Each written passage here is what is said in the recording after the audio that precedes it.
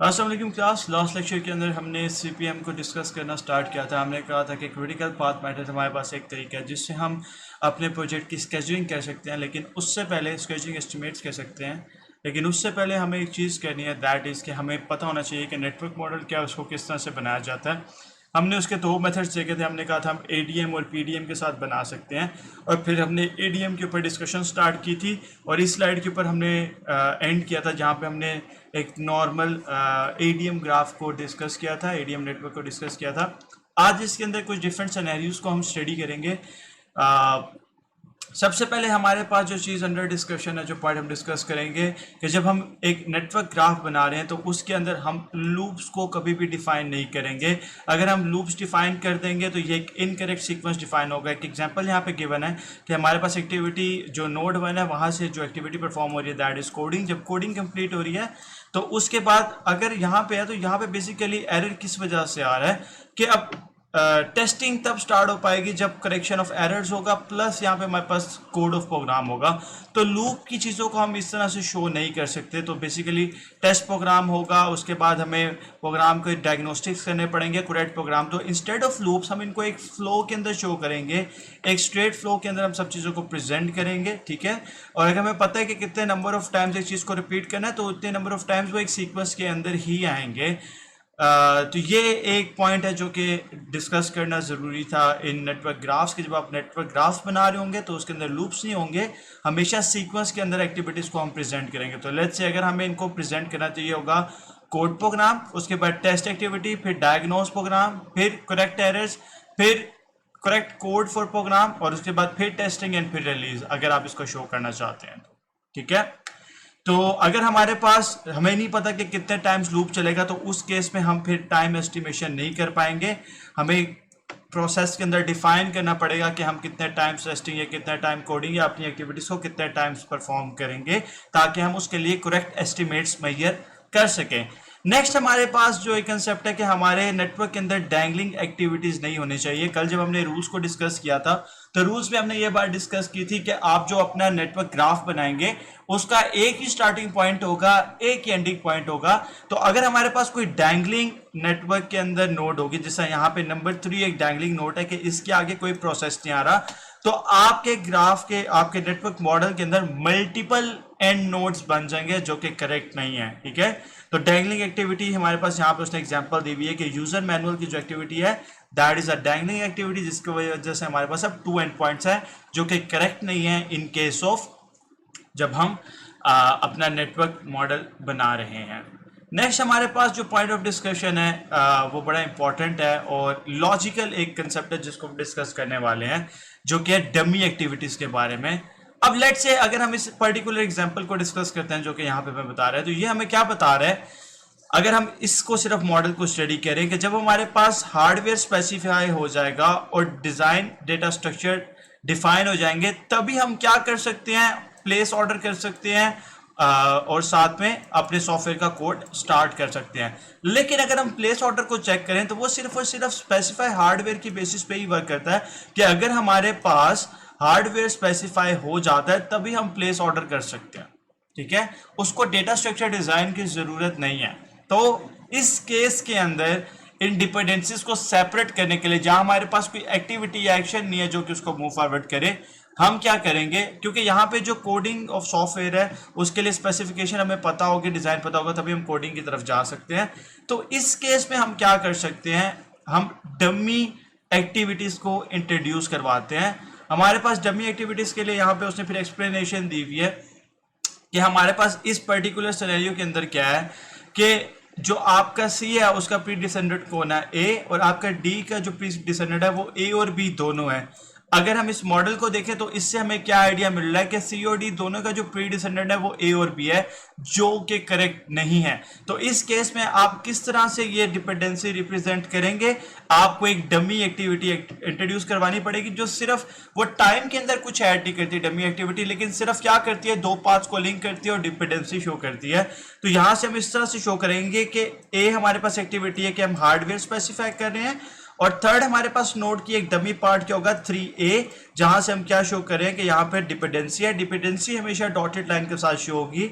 तो हमारे पास इसकी अब इंटरप्रिटेशन किस तरह से है कि जब हमारे पास ए एक्टिविटी कंप्लीट हो जाएगी तो हमारे पास सी स्टार्ट हो सकती है, और जब हमारे पास ए और बी दोनों कंप्लीट होगी तब हम डी एक्टिविटी को स्टार्ट कर सकते हैं। ठीक है, तो डमी एक्टिविटी का पर्पस क्या है, मैं रिपीट कर देता हूं कि अगर अपने पाथ्स को आप इंडिपेंडेंट रखना चाहते हैं तो उस केस के अंदर आप डमी एक्टिविटी को शो करेंगे। डमी एक्टिविटी की वजह से कोई एक्स्ट्रा टाइम इंट्रोड्यूस नहीं होता, वो सिर्फ और सिर्फ डिपेंडेंसीज को शो करता है। ठीक है, नेक्स्ट हमारे पास जो पॉइंट ऑफ डिस्कशन है, हम डमी एक्टिविटीज से और पर्पस भी अचीव कर सकते हैं, तो डमी एक्टिविटीज को थोड़ा सा और डिस्कस करते हैं। ठीक है, रिप्रेजेंटेशन मैंने आप लोगों को डिस्कस करके बता दिया, डॉटेड लाइन के साथ आप इसको प्रेजेंट कर सकते हैं।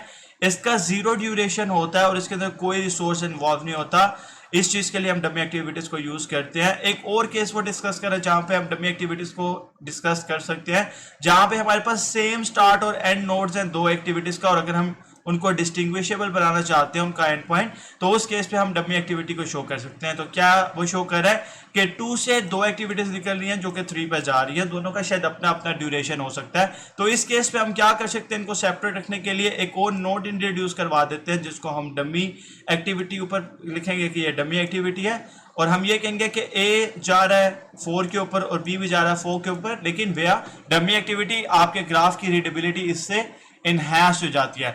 उसके अलावा कहां पे आप इनको यूज कर सकते हैं, डॉटेड लाइन की एक और यूज, अगर आप इसके अंदर let's say lagged activity show करना चाहते हैं, कभी कभार हमारे पास ऐसी चीज होती है कि हमारे पास कोई एक्टिविटीज आगे पीछे वर्क कर रही है, तो उस केस के अंदर भी हम डॉटेड लाइन रिप्रेजेंटेशन यूज कर सकते हैं। और हमने पीछे जो कुछ डिपेंडेंसीज पढ़ी थी, start to finish, finish to start, start to start या फिनिश टू फिनिश, उनको भी प्रेजेंट कर सकते हैं। तो इस केस में हम क्या कर सकते हैं, उनको पैरेलल दिखाएंगे और साथ में लैग शो करने के लिए हम डॉटेड लाइंस को डालेंगे। तो यहाँ पे एग्जांपल है कि आप टेस्टिंग प्रोटोटाइप्स पहले स्टार्ट करेंगे और उसके बाद साथ में उसके डॉक्यूमेंट अमेंडमेंट स्टार्ट होगी, लेकिन ये दोनों एक्टिविटीज एक साथ स्टार्ट नहीं होती, ये पहले प्रोटोटाइपिंग स्टार्ट होती है और थोड़े से टाइम के बाद साथ ही आपकी डॉक्यूमेंट अमेंडमेंट्स भी स्टार्ट हो जाती हैं, होती पैरेलल है लेकिन थोड़े डिले के साथ होती हैं। तो ये बेसिकली स्टार्ट टू स्टार्ट की एक एग्जांपल है। तो उसने क्या किया है, एक डॉटेड लाइन डिपेंडेंसी डाली है जो कि डमी डिपेंडेंसी। वो क्या है कि जब आपकी टेस्टिंग प्रोटोटाइप स्टार्ट हो जाएगी तो एक दिन डिले के साथ स्टार्ट टू स्टार्ट डिपेंडेंसी पे डॉक्यूमेंट अमेंडमेंट्स भी स्टार्ट हो जाएंगी, और उसके बाद फिर आगे ऑफ कोर्स जब वो टेस्टिंग खत्म हो जाएगी तो डॉक्यूमेंट अमेंडमेंट्स फिर भी चल रहे होंगे, जो फाइनल चीजें रह जाएंगी, सॉर्ट ऑफ अ पाइपलाइन। तो इस केस में क्या होगा कि जब वो एंड कर रही है उस केस के अंदर ये फिनिश टू फिनिश की डिपेंडेंसी है कि ऑफ कोर्स जब टेस्टिंग प्रोटोटाइप खत्म होगी तो डॉक्यूमेंट अमेंडमेंट्स भी खत्म हो जानी चाहिए, तो वहां पे तकरीबन उसने 2 डे का डिले रखा हुआ है। तो अगर आप एडिशनल डिले ऐड करना चाहते हैं ड्यू टू लैग एक्टिविटीज तो वो आप इन डॉटेड लाइन से प्रेजेंट कर सकते हैं, और ये बेसिकली डमी एक्टिविटीज है। दैट्स इट, ये डमी एक्टिविटीज क्या प्रेजेंट करिए अगर आपको डिले डालना चाहते हैं। तो अगर आप डमी का कीवर्ड लिखते हैं यहाँ एरर्स के ऊपर तो कोई रिसोर्स और कोई टाइम नहीं लगता, लेकिन अगर आप टाइम और रिसोर्स लिखना चाहते हैं तो आपको इस तरह की डिपेंडेंसीज डिफाइन करनी पड़ेंगी। देन हमारे पास फिर डिस्कशन है पीडीएम के ऊपर, हमने इसको भी डिस्कस किया हुआ है। तो हमारे पास पीडीएम क्या है, सीपीएम कैलकुलेट करने के लिए एक जो वेरिएशन हम यूज कर सकते हैं दैट इज दैट, जहां पे हम क्या करते हैं कि हमारे नोड्स के अंदर ही सब चीजें हम डिफाइन कर देते हैं, और क्योंकि हमने नोड के अंदर सब इंफॉर्मेशन डिफाइन की होती है तो इजीली फिर हम जो आपकी लाइंस है, जो आपकी एजेस है, उसके ऊपर आपको कुछ डिफाइन नहीं करना पड़ता। अगेन इसके अंदर क्योंकि सब चीजें आपकी नोड्स पे डिफाइन हो जाती है तो एडिशनल कुछ रिप्रेजेंट करने की जरूरत नहीं है। तो लैग्ड एक्टिविटीज है यानी ये सब चीजें आपकी नोड के ऊपर ही रिप्रेजेंट कर देते हैं, तो ये ज्यादा इजी होता है एज कंपेयर टू सीपीएम। लेकिन हम जो चीज यूज करेंगे टू कैलकुलेट हमारा critical path analysis that will be on the basis of जो हमने एडीएम की रिप्रेजेंटेशन पढ़ी, एडीएम नेटवर्क मॉडल पढ़ा है। तो अब हमने क्या करना है, हम ये लास्ट स्लाइड है, इसके बाद हम फुल स्टॉप लगाएंगे डिस्कशन के ऊपर, और इंशाल्लाह नेक्स्ट क्लास के अंदर ये डिस्कस करेंगे कि कैसे हमारे पास एक ग्राफ है और उसके बेसिस पे हम कैलकुलेशन कर रहे हैं। तो हमारे पास अब क्या है, हम logical to physical network move करना चाहते हैं। फिजिकल का मतलब क्या है कि हम उसके ऊपर एक्चुअल एक्टिविटीज पे एस्टिमेशन करना चाहते हैं। तो इसके लिए हमारे पास जो मेथड है that is critical path analysis, जो हमें क्या बताता है, टोटल प्रोजेक्ट ड्यूरेशन की एस्टिमेशन हमें बताता है, और इसके 2 प्राइमरी ऑब्जेक्टिव होते हैं। एक तो ये प्लानिंग के अंदर ऑफ कोर्स हमें हेल्प करता है, और दूसरा हमें वो एक्टिविटीज आइडेंटिफाई करने में हेल्प करता है जिसके अंदर अगर डिले होगा तो ओवरऑल प्रोजेक्ट आपका डिले हो जाएगा। इसका मतलब है कि सीपीएम के अंदर जो मल्टीपल नेटवर्क्स पाथ बन रहे हैं उसके अंदर हमने लॉन्गेस्ट पॉसिबल पाथ निकालना है, क्योंकि वही हमें बताएगा कि मैक्सिमम टाइम कौन सी एक्टिविटीज में लग रहा है। तो वहां से जब हम वो पाथ आइडेंटिफाई कर लेंगे तो वो हमारा क्रिटिकल पाथ होगा, और उस क्रिटिकल पाथ के किसी भी चेंज की वजह से हमारा पूरा चेंज जो प्रोजेक्ट स्केड्यूल है वो चेंज हो सकता है। ठीक है, अब नेटवर्क एनालिसिस करने के हमारे पास दो तरीके हैं, एक है फॉरवर्ड पास और एक है बैकवर्ड पास।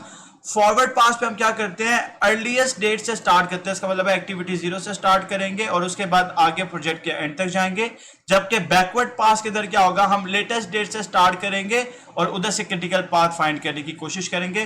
दोनों मेथोडोलॉजीज को इंशाल्लाह फ्यूचर लेक्चर में डिस्कस करेंगे। मैं समराइज कर देता हूं एक दफा हमने आज के लेक्चर के अंदर क्या चीजें डिस्कस की हैं।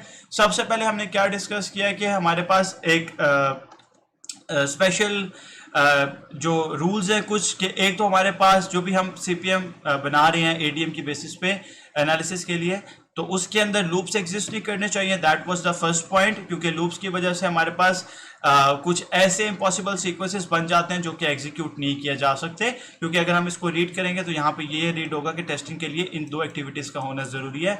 उसके अलावा कभी भी डैंगलिंग रेफरेंस नहीं होना चाहिए, क्योंकि आपका रूल वायलेट हो जाता है एडीएम का कि आपके पास दो एंड पॉइंट्स आ जाते हैं। एडिशन टू दैट हमने ये देखा कि अगर हमारे पास हम ऐसी डिपेंडेंसीज को शो करवाना चाहते हैं जिसकी वजह से प्रॉब्लम आ रही हो, तो हमारे पास डमी एक्टिविटी है, हम उसको डॉटेड लाइन से रिप्रेजेंट करते हैं और डमी का कीवर्ड लिख देते हैं। जब हम डमी का कीवर्ड लिखते हैं तो इसका मतलब है कि कोई भी रिसोर्स और टाइम इंक्रीज नहीं हो रहा। लेकिन अगर हमारे पास कभी हमें लैग्ड एक्टिविटी शो करनी पड़े तो उसके लिए हम क्या कर सकते हैं, डॉटेड लाइन के ऊपर टाइप ऑफ जो भी हमारे पास वो कंस्ट्रेंट है वो प्लस जो भी उसके अंदर डिले है उसको मेंशन कर सकते हैं, ताकि हम लैग एक्टिविटी प्रेजेंट कर सके। उसकी एक एग्जांपल हमने डिस्कस की। और इसके बाद हमने कहा कि हम सेम ग्राफ पीडीएम से भी बना सकते हैं, और वहां पे हमारे पास क्योंकि नोड के अंदर सारी इंफॉर्मेशन होती है तो हम इजीली सारी की सारी डिपेंडेंसीज रिप्रेजेंट कर सकते हैं इंस्टेड ऑफ जिस तरीके से हमने एडीएम में की। और उसके बाद हमने कहा कि हम इस पूरे प्रोसेस के अंदर स्केड्यूल एस्टिमेट्स के लिए क्रिटिकल पाथ एनालिसिस करेंगे। क्रिटिकल पाथ एनालिसिस के दो ऑब्जेक्टिव है, जिसके अंदर पहला तो यह है कि ये हमें हेल्प करता है इन प्लानिंग प्रोसेस, और उसके अलावा सारी एक्टिविटीज आइडेंटिफाई करवा देता है जिसकी वजह से प्रोजेक्ट के अंदर डिले आ सकता है। हमारे पास इसको करने के दो मेथड है, एक है फॉरवर्ड पास और एक है बैकवर्ड पास। फॉरवर्ड पास के अंदर हम जो भी सबसे कम डेट होती है, जो अर्लीस्ट डेट होता है, उससे एनालिसिस स्टार्ट करते हैं, और बैकवर्ड पास के अंदर जो सबसे आपके पास लेटेस्ट डेट है, जो सबसे एंड डेट है, उससे हम स्टार्ट करते हैं एनालिसिस। और इंशाल्लाह नेक्स्ट लेक्चर के अंदर हम क्रिटिकल पाथ एनालिसिस से स्केड्यूल एस्टिमेट करेंगे, और नेक्स्ट लेक्चर हमारा लास्ट लेक्चर होगा। अगर आपके कोई क्वेश्चन है तो क्लास के लास्ट 15 मिनट के अंदर आके आप अपने क्वेश्चन डिस्कस कर सकते हैं। टेक केयर, अल्लाह हाफिज।